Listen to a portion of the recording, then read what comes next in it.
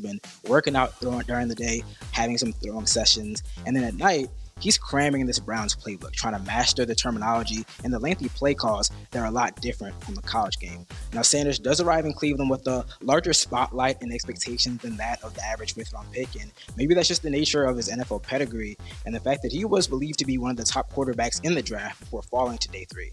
Now, as for those expectations, Sanders is embracing it. After he was drafted, he told reporters, quote, "I'm a Sanders, so there's going to be expectations no matter where I am." Okay, well, that is factual. And you can read more of Daniel's reporting on Sanders' expectations right now on ESPN.com. Daniel, we appreciate you. Thank you for the insight. Enjoy rookie minicamp and all that Shedeur Sanders is going to bring to it. Look, everyone talking about Shedeur Sanders, even Tom Brady, who had some advice for the young quarterback. I actually texted Shedeur because I know him very well. And I said, dude, like, whatever happens, wherever you go, like, that's your first day. Day 2 matters more than the draft. I was 199. Yeah. So who could speak on it better than me? Like what that really means. Yeah. Use it as motivation. You're going to get your chances. Go take advantage of it.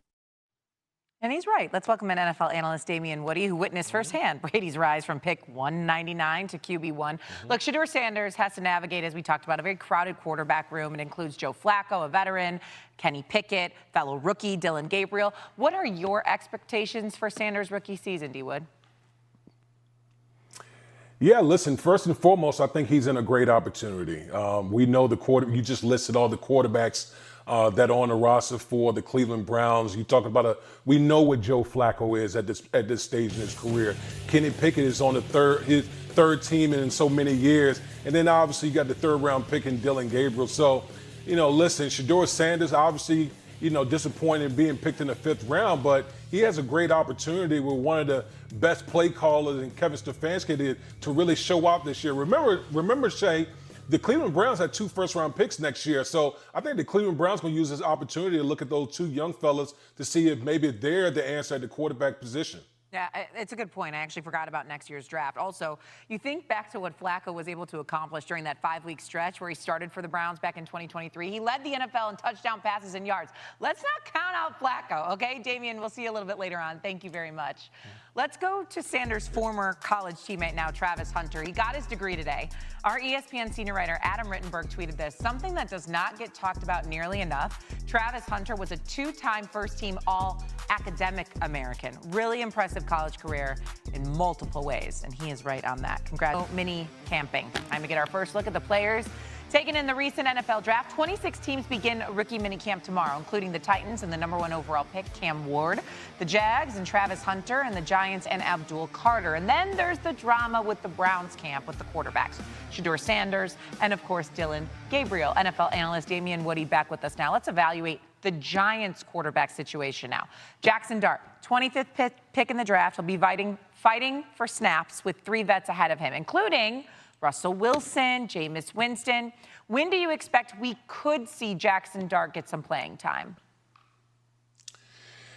Yeah, Shay, listen, I'm never one to put a timetable on when a rookie is ready because everyone develops at a different time. But I think initially it's going to be Russell Wilson's job to lose. And I think it largely depends on how the season is going. If the Giants are hanging in there and Russell Wilson is playing decent football, then more than likely we're not going to see Jackson Dart out there on the field.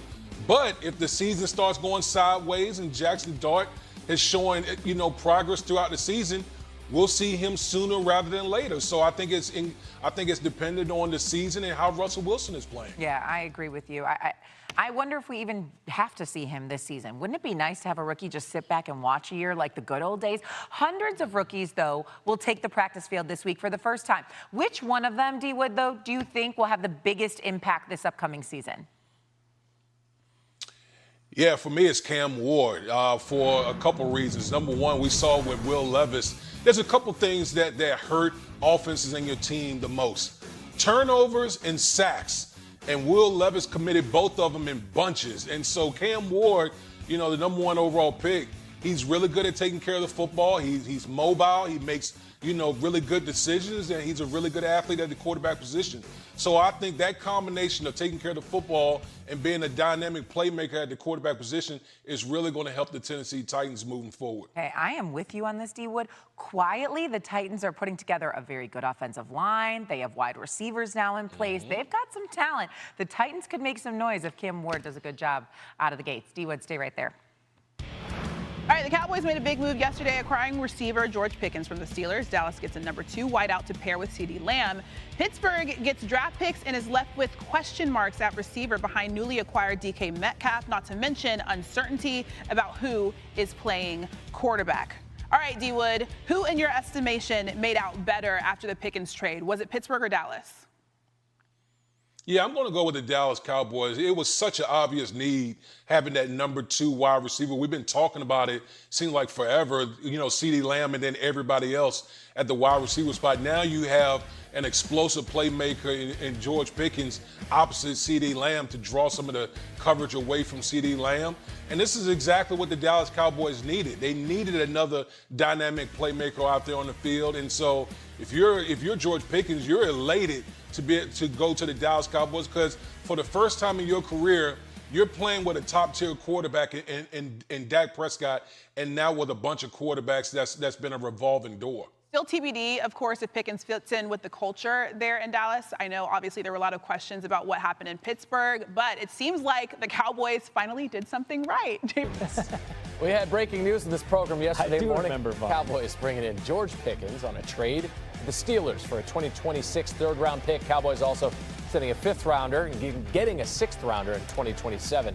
Pickens will be the number 2 receiver opposite CeeDee Lamb, bringing big playability, averaging more than 15 yards per reception last season in Pittsburgh. The updated playoff odds for both teams, the impact was noticeable. Pickens trade on ESPN Bet, creating slight movement in the market for both teams. Cowboys plus 200 odds to make the playoffs, still ranked 3rd in the NFC East behind the Eagles and the Commanders. Pittsburgh also the 3rd shortest odds in their division behind the Ravens and the Bengals. It's time for a little would you or wouldn't you with NFL analyst Damian Woody. It looks better today than when that photo was taken years ago. Damian, would you or wouldn't you buy the Cowboys as a playoff team right now? Randy, I would. I think Jerry Jones made a bold move in addressing a major need for the Cowboys. Their number 2 wide receiver in George Pickens. And if you look at that duo in Dallas with CeeDee Lamb and George Pickens, that's a top 5 duo in the National Football League. With Dak coming back healthy, I think the offensive line is going to be better. The defense is going to be able to get after people. I think the Dallas Cowboys are going to find themselves back in the playoffs in 2025. Top 5 duo in the NFL. Okay, would you or wouldn't you then buy Dak Prescott having the best year of his career now that he has CeeDee Lamb and George Pickens to throw to? Yeah, I'm going to say I would not, only because, new play caller. I don't want to take anything away from what Dak had with Mike McCarthy. Dak put up some huge numbers under head coach Mike McCarthy. So, I'm very excited about what George Pickens is going to look like opposite CeeDee Lamb. But I'm going to be a little bit hesitant until I see some of it in action.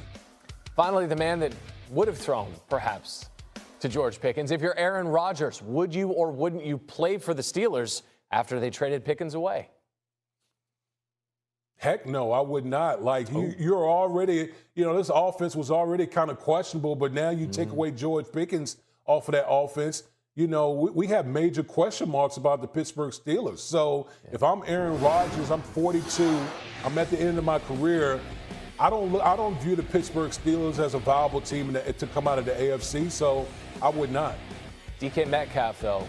DK Metcalf is still a number 1 in the wide receiver department. It's Damian Woody. Thank you, sir. Treo trang trí đơn giản từ len nhé. Nguyên liệu của mình đây sẽ sử dụng những cái màu sắc len như thế này để làm nhé mọi người. Màu vàng, màu đỏ và màu xanh lá cây nhé sẽ kết hợp lại với nhau. Sử dụng kim móc len nha. Và kéo. Rồi bây giờ mình sẽ bắt tay vào làm. Mình dùng cái phần len đỏ trước.